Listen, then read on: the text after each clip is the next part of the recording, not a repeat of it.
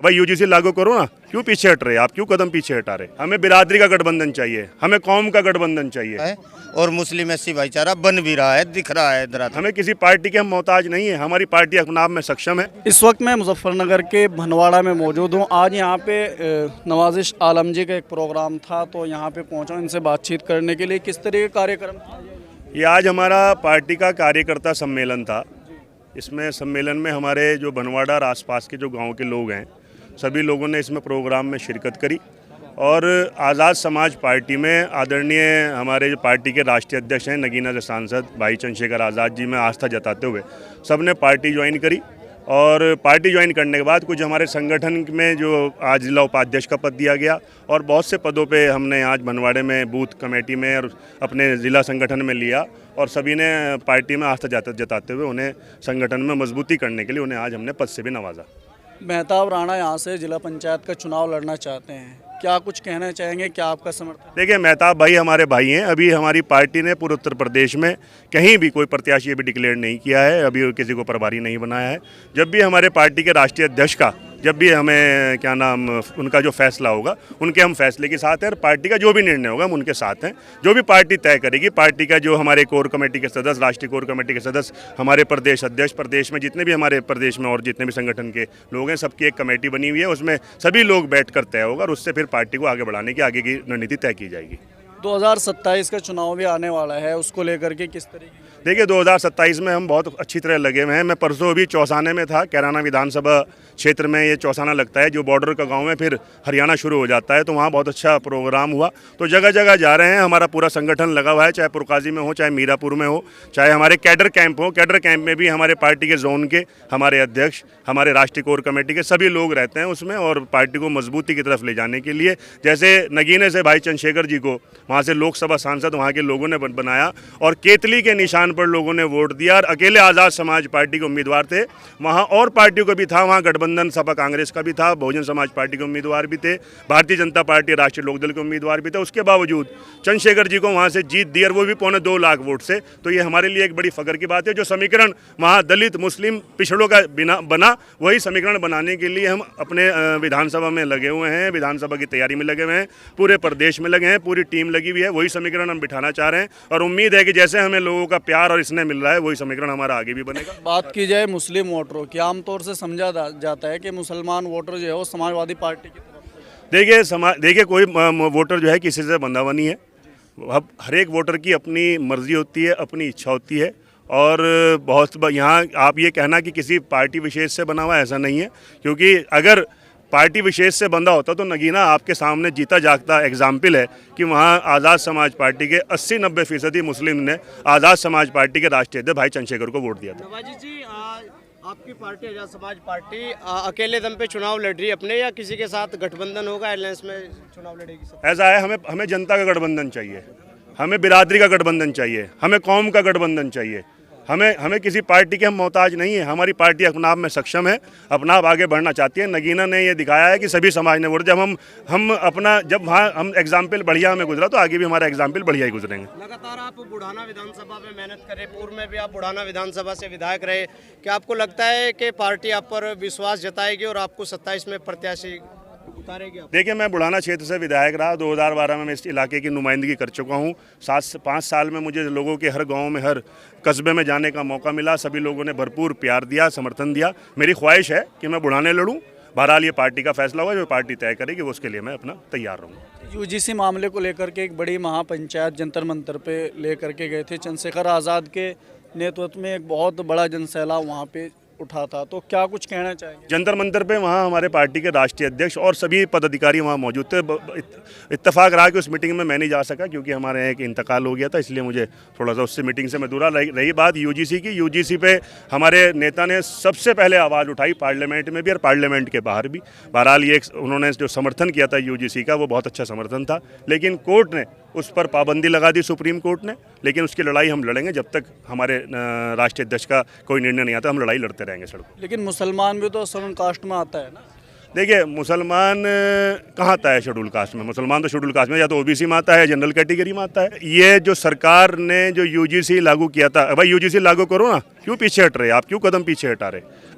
आपने डिक्लेयर करके उन्हें ये पता लगा कि हमारे नुकसान की बात जा रही, तो उन्होंने पीछे हटा दिया, सुप्रीम कोर्ट का आगे कर दिया। चलो खैर, बहरहाल न्यायालय है, सुप्रीम कोर्ट है, उच्च न्यायालय है, तो उसका जो फैसला है वो हमारे सर माथे पर है। आलम जी, अभी एक जोला में पंचायत हुई थी किसान संगठन की, उसमें ठाकुर पूरन सिंह जी ने कहा, उसके बाद भी एक पॉडकास्ट में राष्ट्रीय अध्यक्ष को आपके मंडूसी तक कहा, क्या कहोगे आप? देखो, उस बारे में मैं कुछ नहीं बोलूँगा, उसके बारे में मैं कोई बात नहीं करूँगा। जैसे भी हो, हमारी पार्टी पूरी तरह तैयार है, हर चुनाव के लिए तैयार है। अभी हमारे बड़े भाई ने आपके सामने सारी बात रखी है। पार्टी पूरी तरह तैयार है, अपने मुस्लिम भाईचारे पे काम चल रहा है और मुस्लिम एससी भाईचारा बन भी रहा है, दिख रहा है धरातल पे। लेकिन ये जो भीड़ है, क्या वोट में भी तब्दील हो पाएगी? इंशाल्लाह वोट में तब्दील होगी। एक बात तो बताइए, ये भीड़ थोड़ा ही है, ये तो पीड़ित लोगों का समूह है जिन्हें तंग किया गया है। ये तो वोट में खुद तब्दील हो गए, कोशिश कर रहे हैं दूसरे लोगों को अपने साथ जोड़ने की। सदस्यता अभियान के बारे में आपने बोला मंच से कि सबसे ज़्यादा सदस्यता अभियान हमारी पार्टी का होगा। देखो, हमारी पार्टी का एक नारा है कि पाँव पाँव चलो, गांव गांव चलो, चलो बूथ की ओर। हकीकत में जो ये हमारे प्रोग्राम हो रहे हैं, ये बूथ की ओर रहे हैं। अभी आपने देखा होगा कि यहाँ पे एक बहुत बड़ा पद यहाँ देवेंद्र कुमार जी को जिला उपाध्यक्ष दिया और उसके साथ में हमने बहुत यहाँ पे बूथ अध्यक्ष यहाँ पे बनाए हैं। मैं मानता हूँ कि जहाँ जिस पार्टी का बूथ अध्यक्ष तैयार होता हो तो सत्ता भी उसी के हाथ में होती है। तो हमारे जो ये अभी मेरे भाई बता रहे थे, सलीम भाई, कि ज़मीन तैयार हो चुकी, बूथ अध्यक्ष यहाँ पे तैयार हो रहे हैं, तो ये ज़मीन तैयार हो चुकी है और यही सबसे बड़ा काम होता है पार्टी का। यहाँ जो है, एक तो पढ़ाई लिखाई की कोई सुविधा नहीं है। देखो, ये बात तो सब नेता कह रहे हैं कि हम कहीं स्कूल कॉलेज बना देंगे, रोड बना देंगे, बिजली पानी की सुविधा कर देंगे। अब मैं भी बहुत दिनों से सुनता आ रहा, अब तंग आ लिया भैया मैं। अब मैं इन झूठी बातों से तंग आ लिया और मुझे इसीलिए चुनाव में आना पड़ा। नहीं, मेरा कोई राजनीतिक परिवार नहीं है, मैं तो एक मिडिल क्लास फैमिली से हूँ। भला भैया, मेरा कहीं से कहीं लो इरादा नहीं था, बस मेरा इरादा बना जब मुझे नू लगा कि लोग तो झूठ बोल जा रहे हैं, वोट ले जाएं और फिर यहाँ कोई आके नहीं झांकता। गांव के लोग ये भी सोच रहे हैं कि वे 3-4 तैयारी कर रहे हैं इस गांव से, वोट किसे किसे देंगे, ये भी तो सोच रहे हैं। अच्छा, देखो, पहल का तो पहलवान हो, ये बात बड़े कहते आ रहे। सबसे पहले किसी से बूझ लो, 2022 से तैयारी मैं कर रहा है यहाँ। और भाई, ज़्यादा मैं मालदार भी नहीं हूँ, मीडियम सही मामला, और मैं अपनी कमाई में से कुछ हिस्सा मैं जनता के ऊपर भी खर्च कर रहा। कोई किसी से भी बूझ लो, 9 के 9 गांव है, मैंने सारे कब्रिस्तानों में लाइट लगाई। बड़े मदरसे के अंदर मैंने 1000 से ज़्यादा पेड़ लगवाए, लाइट लगवाई, और भी बहुत सारे ऐसे काम है जिन्हें मैं बता नहीं सकता। जो कुछ मदद करी हुई हों उन्हें बता नहीं चाहा। हाँ, मेरे भाइयों को सबको पता। तो मेरा तो भाई ज़्यादा मकसद इलेक्शन लड़ने का यूँ ही है भाई साहब, कि भाई यहाँ ना तो कोई पढ़ने लिखने की कोई सुविधा है। हमारे जो बच्चे हैं ये बाहर पढ़न जाएँ, 10-20 कामयाब होए, हमारी देखती आंख हो तो 5-7 फौजी बने 8-7 गाँवों के अंदर और 2-4 की इधर उधर नौकरी लगी। और दूसरी बात ये भैया, जो है यहाँ खेलने का कोई कहवे है, सब कहेंगे किसी का अगर लगा दो माई क्यों, सब कहेंगे उनको हम खेलने के लिए ग्राउंड भी ला कर देंगे और जी तुम्हें पढ़ने के लिए स्कूल कॉलेज बनवाएंगे। बात हम तो सुनते आ रहे। अब कोई मुझे न कहे ना कि मेहताब भाई तू बैठ जा, या ये वे है नू है, मैं कैसे यकीन कर लूँ? तब मेरी आवाम के लिए, मेरी कौम के लिए या मेरे क्षेत्र के लिए तुम काम कर दोगे, कैसे यकीन करूँ मैं? हर तरह का आदमी को हमने वोट देकर देख ली। बा मीर साहब को भी बेचारे को, और भाई हाजी को भी, और माए ढाल को भी जिसका दाढ़ी ना टोपी सिर पे है, हमने सब तरह का आदमी को देकर देख ली। और भैया बात कहने की यूँ है कि अब हमें यकीन नहीं रहा, और जो मेरी साथ है ना, लोग सारे दिल से हैं और इंशाल्लाह दिल से ही साथ रहेंगे, मुझे यकीन। पंचायत कर के समर्थन दे रहे हैं लोग। अभी तुम्हारे गांव में 2 दिन पहले एक पंचायत हुई, उससे पहले भी आपके गांव में पंचायत हुई, तो ये भी एक बड़ा मामला बन रहा है भाई, लोग पंचायत कर के उनको समर्थन दे रहे हैं। भाई मेरी बात सुनो भाई साहब, पंचायत कर का समर्थन दे रहे। मैं तुम्हें आज एक बात बता दूं, मैं पहले का उठा हुआ, जो पंचायत कर समर्थन दे रहे हैं उनकी गलत बात है मेरी सोच से। तो आगे मेरे बड़े हैं, बा क्या पता अच्छा ही कर रहे हों, लेकिन हाँ मैं तुम्हें बता दूं भाई साहब कि अगर आदमी आज को उठ के नुकबा में जिला पंचायत में उठा और कल को पंचायत कर बैठे कि वह आ जाओ सारे गांव की, पूरे 9 के 9 गाँवों की पंचायत है, तो वो इसका मतलब ये थोड़ा ही कि भाई वही लड़ेगा। बा पहले उससे भी तो पूछ लो जो पहले से लड़ता आ रहा है। वो तो कह रहे थे कि उनको भी बुलाया गया था, वे आए नहीं। आज ही बुलाना देखो उनका, मीटिंग है उनकी 11-12 बजे की, टाइम दे रहे 4 बजे का मुझे। तो वे तो सोच रहे थे कि ना आवे और हम बहाना भर दें। कहीं ना कहीं आपको बुलाने की उनकी ना बुलाने की साजिश थी, उनका मेहताब यहाँ बस राजनीति का नाम राजनीति क्यों है भाई साहब? राजनीति में राज है, और ये राज मेरे साथ खेल रहे, और मैं राज खेलने वाला आदमी नहीं हूँ।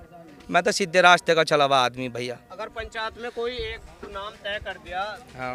आपका नाम ना आया उसमें, नंगले से, रियावली से, दुबेली से, फिर भी आप चुनाव लड़ोगे? देखो सबसे पहली बात तो यूँ इरशाद भाई कि सबसे पहली बात यूँ है, अगर मेरे गांव के या मेरे क्षेत्र के बड़े लोग समझदार और अच्छे होए तो ये सोच समझ के फैसला करेंगे, क्योंकि पर्ची डालने तक की बात आई थी उसमें कि पर्ची डाल के का मामला तो मेरी समझ में आ नहीं। पर्ची तो दिखे भाई साहब जी, नंगले में भी डली थी, उस पर्ची का किसने पालन करा? बता, जब हमारे बड़ों ने, हमारे से ज़्यादा पढ़े लिखों ने, हमारे से बड़े अमीरों ने नहीं पालन करा, तो मैं तो एक नौजवान लड़का हूँ, आवाम के साथ खड़ा हूँ, मैं कैसा पालन कर लूँगा उसका जब हमारे से बड़ों ने नहीं करा है? मैं और लड़ना दबा के, अजी दबा के नहीं, रेस ऐसी लगा दूँगा, पार तारूँगा। हाँ, सारी बात तो यूँ है। और हाँ, धुएं ठा दूँगा, धुएं ठा दूँगा। ये तो नहीं कह रहे भाई, वो एक कह रहा नु कहना तो चाहना किसी को, नु कहा गंगा बहा दूँगा। गंगा तो दोनों तरफ बाहरी गाँव के, देख लो जाकर तुम, आई लिकट के तुम, गंगा में को आए, जमुना में को आए, काहे में को आए, दोनों है यहाँ, गंगा इंगे जमुना इंगे है, सब बाहरी। इनका हमें ज़रूरत नहीं है गंगा जमुना बहाने की। अब देखो इंशाल्लाह जीत हमारी है, यूँ हमारा पक्का वादा।